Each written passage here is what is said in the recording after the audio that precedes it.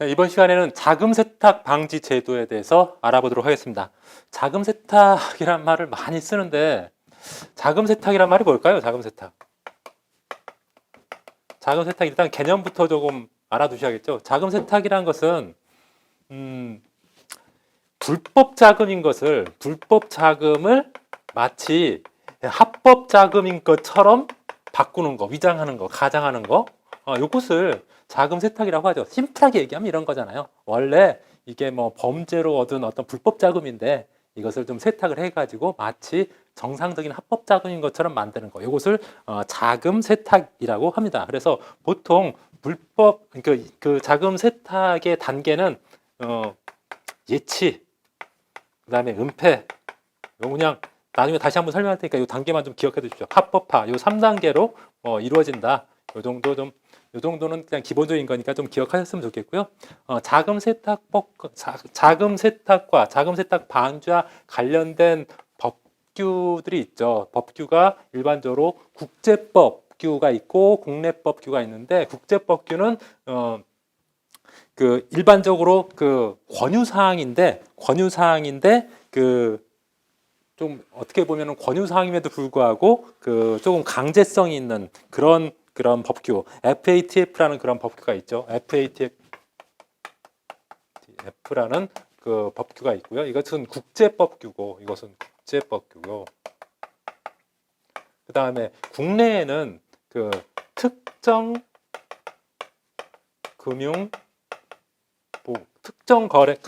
금융거래 보고법, 특정 금융거래 보고법이라는 게 있죠.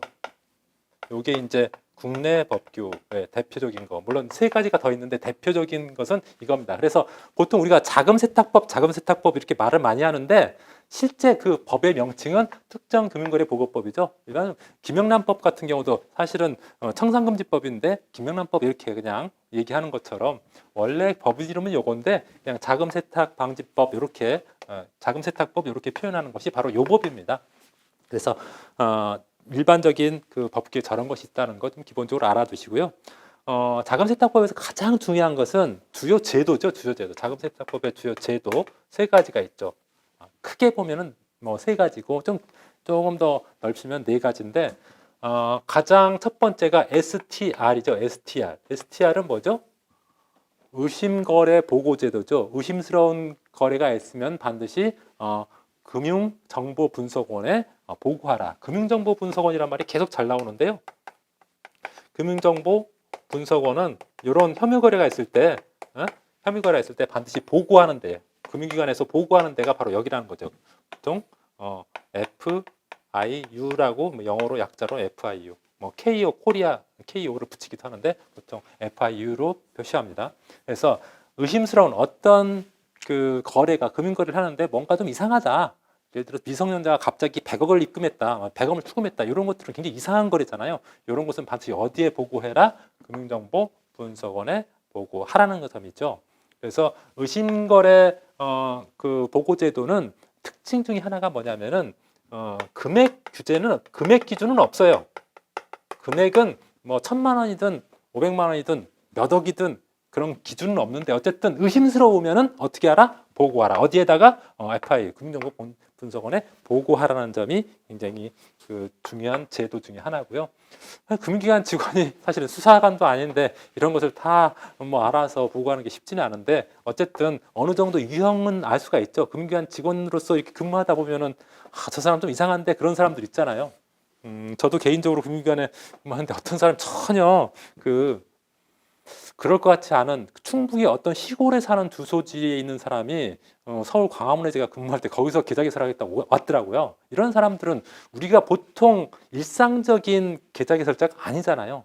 이제 이런 사람들 보고하라는 소리죠. 나중에 알고 보니까 그 사람이 대포통장 만드는 사람이었더라고요. 어쨌든 그런 것이 있을 때 어디다 보고한다? 금융정보 분석원에 반드시 보고를 해야 된다. 이게 STR이죠. 또 하나 대표적인 또 제도가 뭐죠? CTR이죠. CTR은 뭐예요? 고액 현금거래 보고제도. 고액 현금거래. 그러니까 고액 현금거래. 고액이면서 현금이어야 되는 거지. 현금이 아닌 것이니까 대체 거래나 이런 것은 해당되지 않고 현금 거래는 고액 현금 거래. 기준 금액은 얼마죠? 1,000만 원이죠. 1,000만 원. 예전에는 2천만 원이었는데 줄어가지고 1,000만 원이 넘는 현금 거래에 대해서는 어디다 보고하라? FIU에다 반드시 보고를 해야 됩니다. 그래서 요 고액 현금 거래는 요거 같은 경우에는 그 STR 보고의 기준이 뭐예요? 금융기관 직원의 주관적 판단에 의해서 주관적 판단으로 보고를 하는 거예요. 내가 금융기관을 있으면 쟤는 좀 이상하다. 쟤 금융거래한 거 좀 이상하다. 그런 것을 보고하는 건데 이 CTR은 객관적 판단 기준이 있죠. 객관적 판단 기준. 어떤 객관적 판단? 이 사람이 자금 세탁인지 그 금액이 자금 세탁인지 여부에 상관없이 1,000만 원 넘으면은 어디다 보고하라는 거야? FIU에 보고하라는 거죠. 이게 고액 현금 거래 보고제. 왜? 현금을 예를 들어서 2천만 원을 현금을 빼갔다고 치자고. 빼가면은 그것을 추적할 수 있어요, 없어요? 그것을 B라는 사람한테 주고 B가 또 C라는 사람한테 주고 그 사람도 E라는 사람한테 주면은 그걸 추적하기가 힘들어요. 현금에는 이름이나 이런 게 안 적혀 있잖아요. 근데 통장으로 거래됐거나 인터넷 통장으로 거래했거나 그러면은 그 계좌를 추적해서 찾아갈 수 있지만은 현금은 자금 세탁하기가 좋잖아요. 이렇게 추적이 안 되니까. 그래서 고액 현금 1,000만 원 이상의 현금 거래의 경우에는 CTR이 적용된다는 점 꼭 기억하시고요. 그 다음에 CDD라는 게 있죠. CDD는 뭐예요? 간소화된 고객 확인. 간소화된 고객 확인. 고객 확인 제도. CDD가 고객 확인 제도 중에 하나잖아요. 고객 확인 제도. 여러분들 계좌 개설할 때 이런 거 많이 해봤죠. 계좌 개설하면 고객 확인란이 있잖아요. 그죠? 거기에 뭐 들어가요? 뭐 성명, 또 실명번호, 그죠? 실명번호 확인하고 해야 되고, 그 다음에 주소 확인해야 되고, 그 다음에 연락처 확인해야 되고, 그 다음에 당사자 여부. 요거 반드시 확인하도록 하는 게 CDD죠. 그래서 CDD는 어떤 경우에 신규 거래, 계좌 개설을 한다거나 또 일회성 금융거래 중에서 1,500만 원이 넘거나 외화 기준으로 보면 $10,000를 넘을 때, 이럴 때는 CDD 할 때, 그리고 또 진짜 의심스러울 때, 이럴 때 반드시 그 CDD 고객 확인 하라. 간소화된 고객 확인, 최소한 요 5가지는 하라는 거죠. 요거보다 더 강화된 고객 확인이 있죠. 그걸 EDD라고 하잖아요. EDD, 그죠? EDD. 이것은 강화된 고객 확인, 그죠? 고객 확인이고, 요거 같은 경우는 뭐예요? 좀 더 위험해 보이는 거지. 그래서 요 CDD는 저위험 고객 또는 중위험 고객 또는 중위험 상품, 저위험 상품, 이런 사람들한테는 저위험 고객 또는 저위험 고객이나 저위험 상품, 중위험 고객이나 중위험 상품에 대해서는 요거 CDD 할 때, 고객 확인할 때 요것만 하면 된다는 거죠. 근데 고위험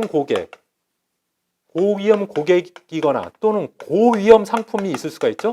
이런 경우에는 강화된 고객 확인을 하라고 하고 있어요. 강화된 고객 확인이라는 게 뭐죠? 요것만 조회할 게 아니라 요거 플러스 자금 그 원천이 뭐냐, 그리고 거래 목적이 뭐냐, 요거까지 알아보라는 거죠. 요거 플러스 요것도 알아보라는 것이 강화된 고객 확인이죠. 근데 이게 말로는 쉽지만은 사실 저도 그렇게 있을 때 보니까 요런 거 고객들한테 물어보면 좋아할까요, 싫어할까요? 굉장히 짜증내거든, 화내고. 이런 거 관련된 서류를 이렇게 받으려고 하면은 고객들이 자기를 무슨 범죄인 취급하는 것처럼 느끼기 때문에 조금 정상적인 거래임에도 불구하고 이런 곳을 요청했을 때 금융기관 담당자 입장에서 봤을 때는 되게 좀 어렵지 않나 이런 생각이 들기도 합니다. 하지만 자금 세탁 방지를 위해서 해야겠죠. 이런 내용들이 이제 주 내용들입니다. 오늘 공부할 주 내용들인데 여기서 한 가지 더 이제 추가한다면 자금 세탁 관련해서 차명거래 금지라는 게 있죠. 차명거래. 금융실명제법 되면서 차명거래 금지 잘 아시죠? 다 실명으로 거래해야지 차명으로 거래하면 안 되잖아요. 근데 차명거래 금지는 단서가 있어요. 불법 목적의 차명거래만 금지합니다. 그러니까 모든 차명거래를 금지하는 게 아니라 불법 목적의 차명 거래만 금지해요. 예를 들자면은 제가 동창회 총무예요.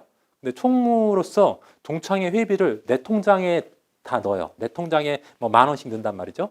그러면은 사실은 그것의 소유자는 동창회 모든 사람인데 이름은 내 이름으로만 돼 있으니까 차명이잖아요. 근데 그걸 불법이라고 할 수 있을까요? 그런 것은 그냥 우리가 관습상 하는 거잖아. 불법 정도는 아니잖아. 그래서 그런 차명은 그냥 허용한다고요. 또 예를 들어서 우리 형제들이 삼형제인데 삼형제가 매월 10만 원씩 이렇게 저축하는 계를 한단 말이에요. 예를 들어서 그러면은 그거 가지고 이제 나중에 모아가지고 부모님하고 여행 갈 수도 있고 아니면은 뭐 뭘 사드릴 수도 있잖아요. 요런 거 만약에 제일 큰 형님 계좌에서 그 돈을 모으고 있다고 치자고 그러면은 사실은 삼형제가 다 내는 거기 때문에 큰 형님 이름으로만 하는 것은 사실 차명이잖아요. 근데 그것은 불법이 아니잖아. 그죠? 그런 차명은 그냥 허용해 준다고요. 불법 목적의 차명 거래만 금지한다. 이런 거 좀 기억하시기 바랍니다. 그래서 혹시 문제에서 모든 차명 거래는 금지한다 이러면 틀린 말이 되는 거예요. 교재를 보면서 한번 더 지금 말씀드리지 않았던 부분 좀 세부적으로 알아보도록 하겠습니다.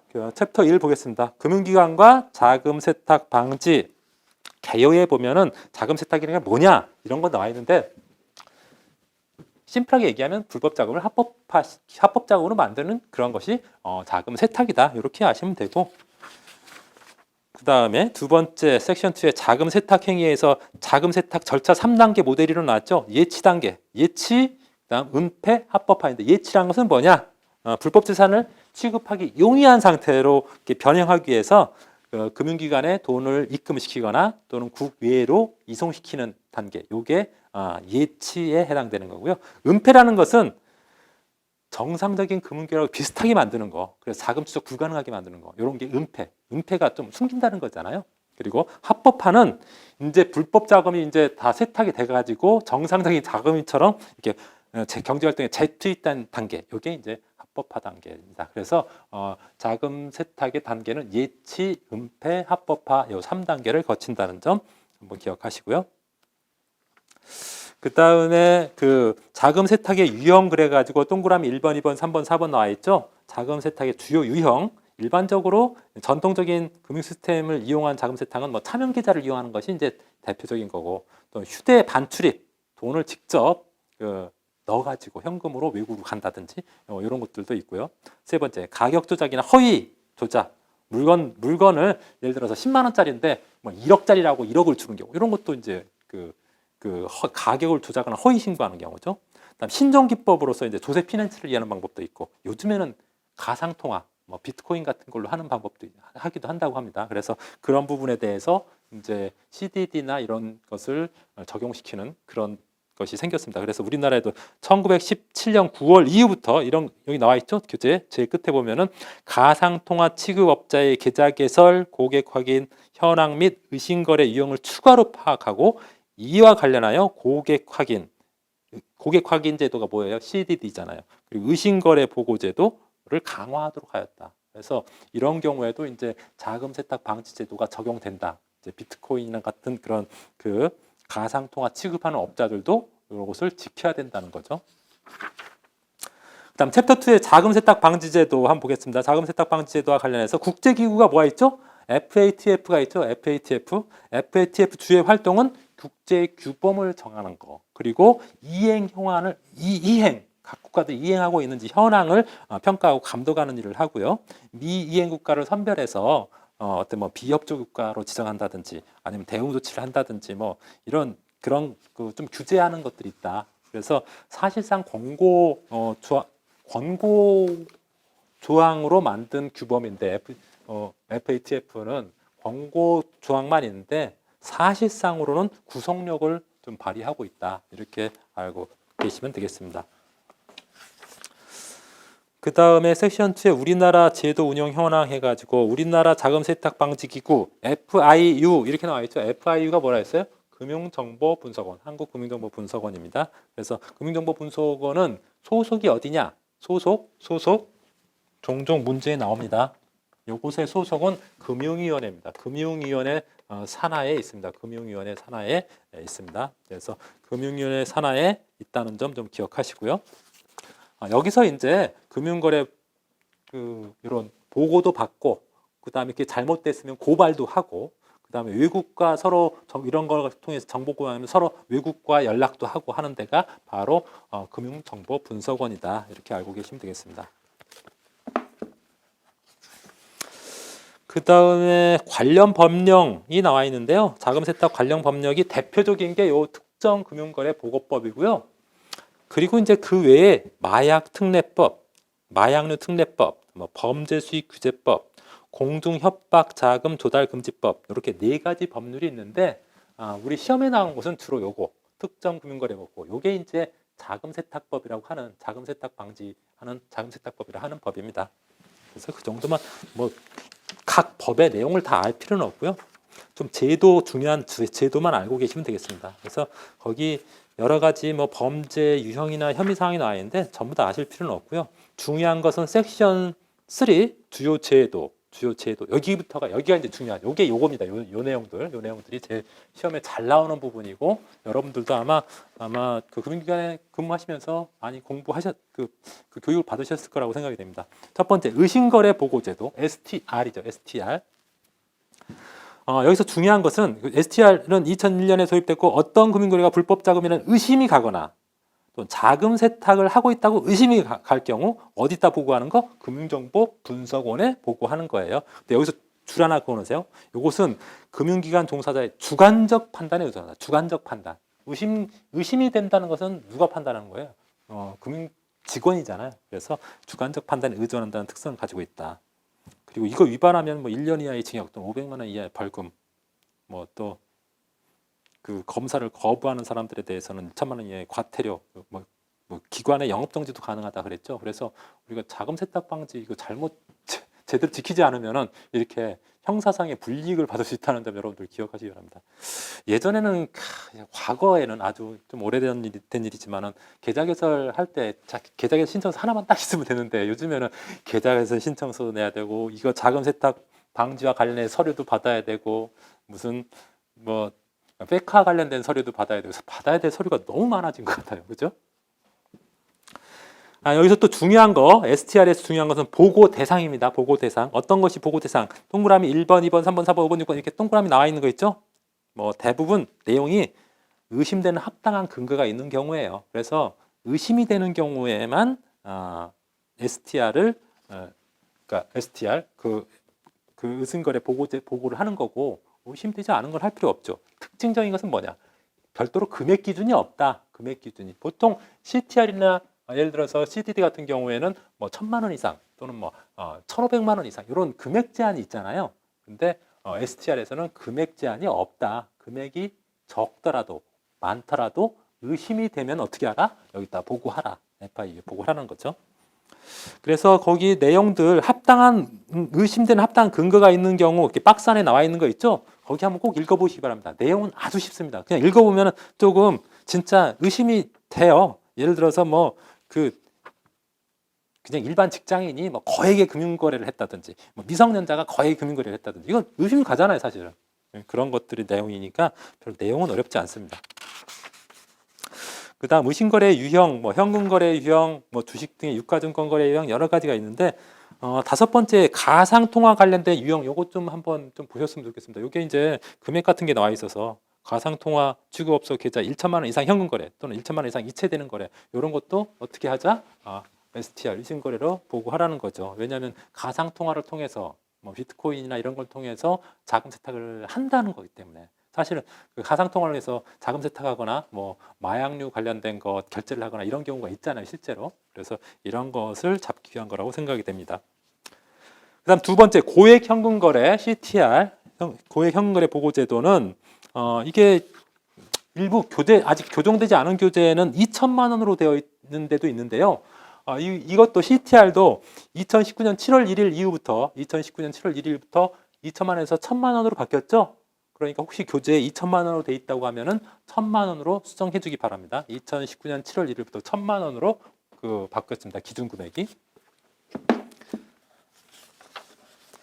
보고 대상을 보면은 그래서 보고 대상은 1,000만 원인데 1거래일 동안 동일인 기준이에요. 1거래일 동안 동일인 기준이고 그리고 예를 들어서 여러 번 나눠서 거래해도 그게 1,000만 원이 넘어가면 하루 동안에 하루에 뭐 예를 들어 200만 원 넣고 300만 원 넣고 400만 원 넣고 500만 원 넣고 해가지고 이렇게 건건이로 보면은 1,000만 원이 넘지 않는데 다 합해서 1,000만 원이 넘으면은 그것도 보고 대상인 거죠. 그래서 실질주의 방식이라고 합니다. 실질적으로 1,000만 원을 나눠서 했어도 1,000만 원이 넘어가면은 그 CTR의 보고 대상이 된다는 거죠. 그 다음에 CTR과 STR과 비교한 거 있죠? STR과 CTR의 비교, 그 표에 나와 있는 거. 의심스러운 거래보고제도는 세 가지만 좀 기억하시기 바랍니다. 의심스러운 거래보고제도, 제도 내용에서 STR은 금융회사가 자금 세탁을 하고 있다고 의심되는 경우에 하는 거죠, STR은. 근데 CTR은 자금 세탁 여부와 관계없이 해요. 자금 세탁 여부에 관계없이 1,000만 원만 넘으면 하는 거예요. 그래서 자금 세탁 여부와 관계없이 여기 밑줄 좀 그어놓으시고요. 그 다음에 그 밑에 쭉 내려가면 판단 기준 보면은 판단 기준. STR은 금융회사 종사자의 업무 지식, 전문성, 경험 등을 바탕으로 의심되는 거래 정황을 고려하여 판단한다. 결과적으로 주관적으로 판단한다는 거예요. 근데 CTR은 객관적 기준, 1,000만 원이라는 객관적 기준에 따라 판단한다. 이게 좀 다른 점이고. 그 다음에 그 STR 같은 경우는 기준 금액이 폐지된 반면에 CTR은 기준 금액 1,000만 원이라는 기준 금액이 있다는 점. 여기 아주 크게 다른 점이죠. 이것도 좀 아셨으면 좋겠습니다. 그 다음에 그 CTR 보고에서 CTR 보고 대상에 제외되는 게 있어요. 제외되는 거 1, 2, 3, 4, 5번 있죠. 고객 요청에 의한 대체 거래. 대체 거래는 추적이 가능하잖아요. 대체 거래는. 현금은 이름이 안 써져 있으니까 모르지만 대체 거래는 어느 계좌에서 어느 대체되면 그 계좌가 추적이 되니까 굳이 그것은 보고하지 않아도 돼요. 그다음에 다른 금융기관과의 현금 입출금 거래. 다른 금융으로 간 경우는 추적이 가능하죠. 그리고 국가, 지방자치단체, 기타 공공단체 현금 입출금 거래. 이 경우는 뭐 국가가 하는 거니까 당연히 자금 세탁을 안 하겠죠. 그다음에 100만 원 이하의 무매체 입금 거래. 100만 원 이하면은 소액이잖아요. 이런 것까지 뭐 하지는 않는다. 근데 100만 원 이하라도 예를 들어서 STR 같은 경우는 금액 기준이 없기 때문에 적용될 수 있겠죠. 계속 100만 원씩 계속 입금한다고 하면은. 수표거래, 계좌이체, 인터넷 뱅킹을 이용한 거래. 이런 경우는 다 추적이 가능하니까 굳이 보고하지 않아도 된다. 그래서 현금 거래만 관리하는 거예요. 나머지 현금 거래가 아닌 대체 거래나 이체 거래 이런 경우는 금전거래 보고하지 않아도 나중에 추적을 할 수가 있기 때문에 굳이 보고하지 않아도 된다는 거죠. 그렇지만은 고액 현금 거래는 가능합니다. 반드시 보고해야 되고 원화 현금만 보고하는 거지 외화 현금은 또 대상이 아닙니다. 그 다음에 3번 고객 확인 제도. CDD죠. CDD, EDD가 고객 확인 제도죠. 간소화된 고객 확인은 CDD, 강화된 고객 확인은 EDD라고 하죠. 그래서 개요 보면은 뭐 고객의 신원이나 주소, 연락처, 실소유자 여부, 거래 목적 등을 파악하는 그런 제도가 그 고객 확인 제도죠. 고객 확인은 반드시 금융거래 개시 전에 해야 되는데 예외적으로 뭐 금융거래 이후에 고객 확인하는 경우도 있죠. 1번, 2번 그래서 종업원이나 학생 등에 대한 일괄적인 계좌 개설하거나 타인을 위한 보험 같은 경우 이런 경우에는 뭐 사후에 하는 것도 가능하다고 이제 기술되어 있고요. 그다음 2번의 실행 방법 및 절차 중요합니다. 여기가 중요합니다. 실행 방법. CDD는 아까 말씀드렸다시피 저위험이나 중위험 고객 또는 저위험 상품이나 중위험 상품에 대해서 하는 거고 이런 곳을 요 5가지 성명, 실명번호, 주소, 연락처, 당사자 여부를 확인하는 거고 그다음 EDD는 고위험 고객이나 고위험 상품의 일 경우에 하는 고객 확인이고 요 경우에는 요거 플러스 자금 원천이나 거래 목적도 추가적으로 확인해야 된다는 거죠. 그래서 이런 내용들이 적혀 있고요. 그 다음에 절차는 1, 2, 3, 4번 여러분들이 뭐 한번 해보시는 거니까 한번 읽어보시고요. 그 다음에 적용 대상 중요하죠. 적용 대상, CDD의 적용 대상. 신규 계약 및 서비스 등록할 때 보통 신규 계좌 개설할 때 하잖아요. 그렇죠? 그 다음에 1,500만 원 이상의 일회성 거래 하는 경우는 계좌 개설 않더라도 1,500만 원 이상의 일회성 거래 하는 경우에는 반드시 그 고객 확인을 해야 된다. 다음 세 번째, 자금 세탁 행위 우려가 있는 경우. 이것은 금액 기준은 없지만은 어쨌든 자금 세탁 위험 있다고 조금 우려가 되는 경우에는 금액이 정해져 있지 않더라도 반드시 CDD를 하라, EDD를 하라 이런 뜻이죠. 그 다음에 효과 한번 보겠습니다. 네 번째 양가로 네 번 효과를 보면은 만약에 금융기관이 그 CDD나 EDD 하려고 하는데 그 고객이 이 정보 그런 정보 제공을 거부해서 할 수 없을 때는 어떻게 해야 돼요? 신규 거래 거절해야 돼. 고객과의 신규 거래 거절하고 해당 거래도 종료해야 되고요. 의심 거래 보고 여부를 검토해야겠죠.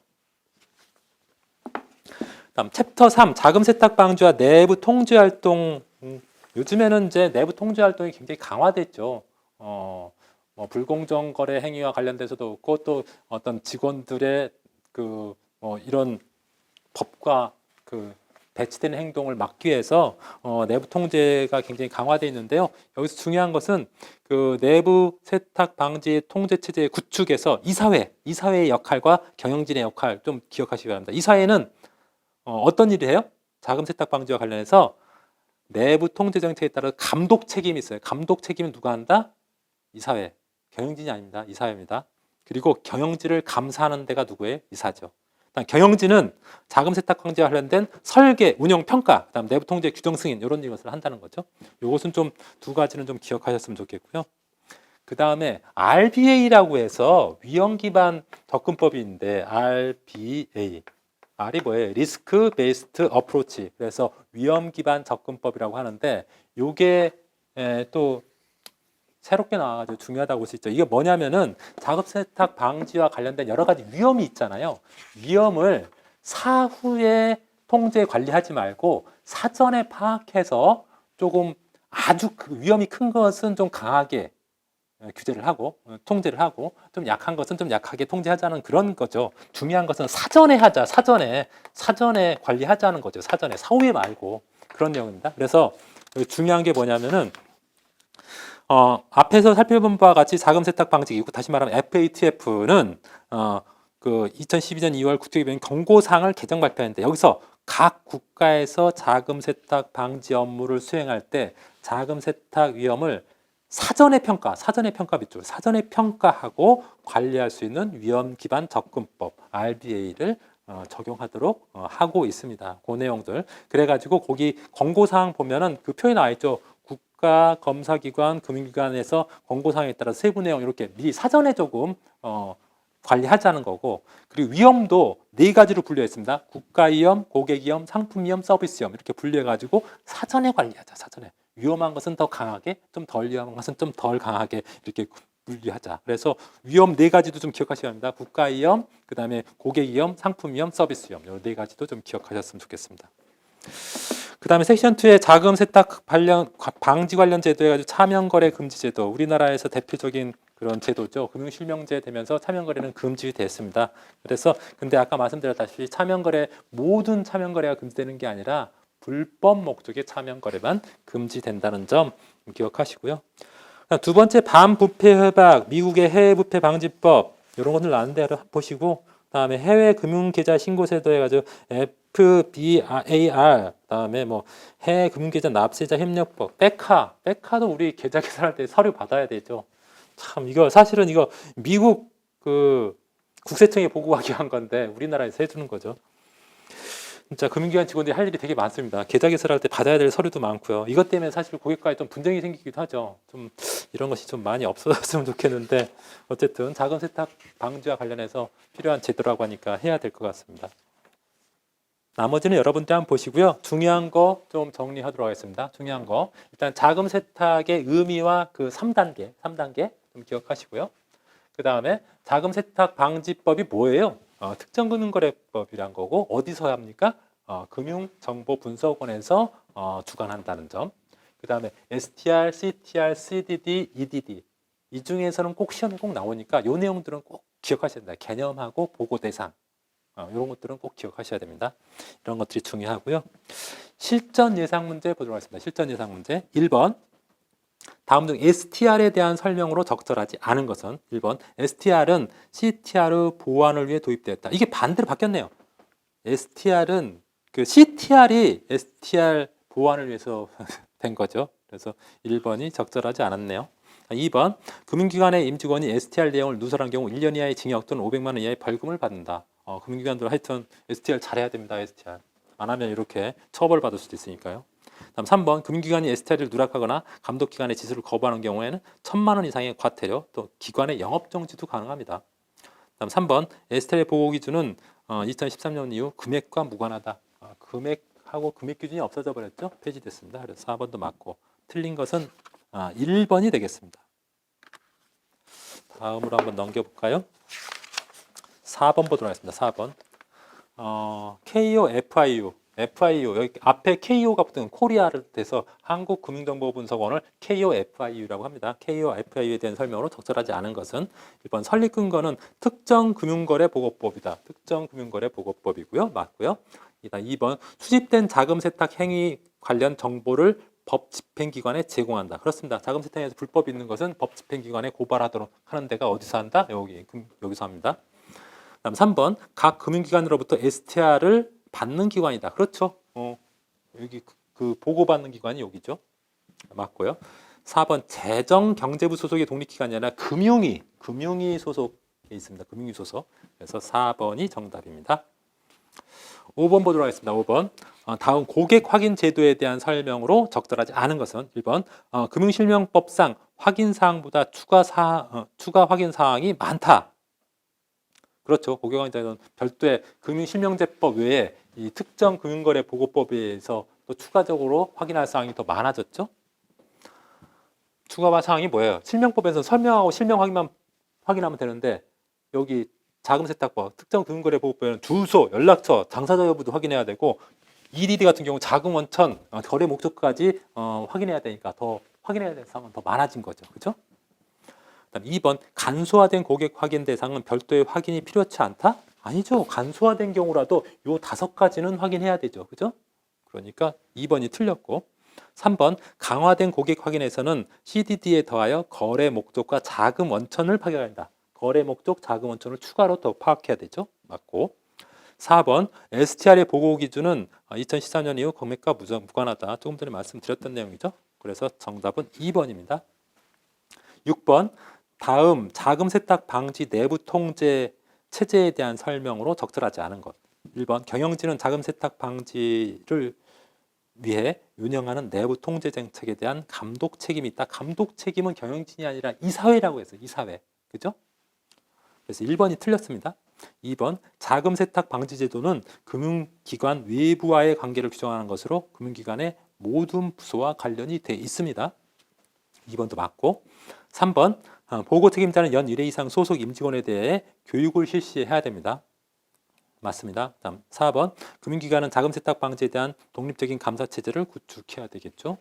그래서 정답은 1번이 되겠습니다. 다음 7번 다음 위험 기반 접근법 RB에 대한 설명으로 적절하지 않은 것. 1번 위험도가 높은 분야와 낮은 분야에 대한 위험 관리를 달리 적용한 거다. 그래서 위험도가 높은 것은 좀 강하게, 위험도가 약한 것은 좀 약하게 적용하자는 거죠.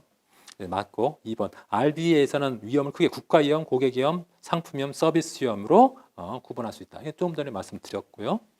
3번 FATF의 2019년 상호평가 항목에 RBA의 도입 및 효과성 여부 항목을 추가하였습니다. 이것도 맞고 4번 RBA는 FATF 권고사항이므로 의무적으로 도입할 필요가 없다. 이게 권고사항이지만은 사실상 거의 가입하도록 사실상 강제하고 있어요. 그래서 4번이 적절하지 않습니다. 나머지는 여러분들이 한번 풀어보시기 바랍니다. 자금 세탁 방지 제도는 여기서 마치도록 하겠습니다. 수고하셨습니다.